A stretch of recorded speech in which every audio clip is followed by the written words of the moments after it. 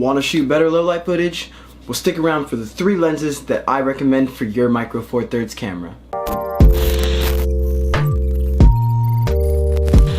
What's going on, guys? My name is Henry and welcome back to another video. So there's only so much time in the day that you can shoot using daylight, such as a window or something like that. It's basically inevitable that you won't have to shoot in low light. I'm here to go over my top 3 lenses that I recommend for shooting in low light, and I've organized them into 3 different sections. So first we have the wide angle lens, and we also have a standard lens and a telephoto lens for your really far away needs. You may be wondering what actually classifies a lens to be good for low light use. Well, my answer to that is aperture, aperture, aperture, and did I mention more aperture? So some things that I recommend for looking for a lens that's good for low light is the f-stop or aperture, same thing. When I'm looking for a lens that has great low light capabilities, I usually look for one that has an f-stop or aperture of 2.8 or lower.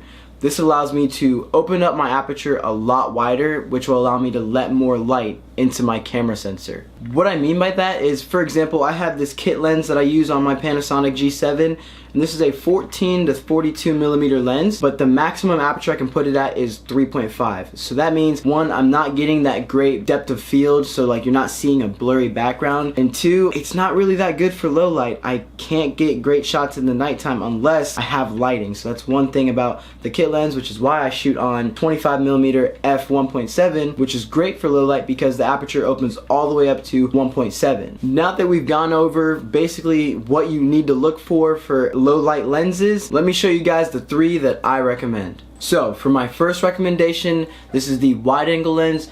I recommend the Olympus m.zuiko, or however you say that, digital ED 12 millimeter f2 lens. This lens goes for about $7.99 on B&H's website, and since it's a 12 millimeter, you can still use it for vlogging, so it'd be great for any of your nighttime vlogging needs. For my second recommendation for the standard lenses, I actually recommend the one that I'm shooting on right now, the Panasonic Lumix 25 millimeter lens. The aperture on this lens opens up all the way to 1.7, so you really shouldn't have any issues with any low light because you're letting in so much light. And my last recommendation for the telephoto lens, which is basically for any of your far away needs such as sports events or shooting any wildlife, would be another Olympus lens. It's actually the Olympus m.zuiko digital ED 75 millimeter f1.8. You can probably already tell why I recommended this lens, because of that f1.8 aperture.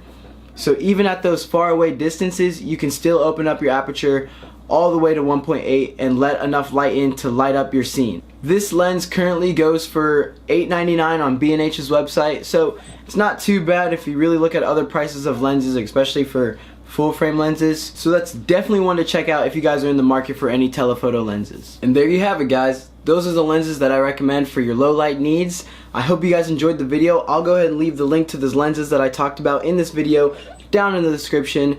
If you enjoyed the video, make sure you drop a like. Also, leave a comment down below to let me know if you decided to get any of these lenses or any lenses that you recommend that are also good for low light. Thank you so much for watching. Make sure you subscribe and hit the notification bell so that you can always be notified when I upload another video. Peace out.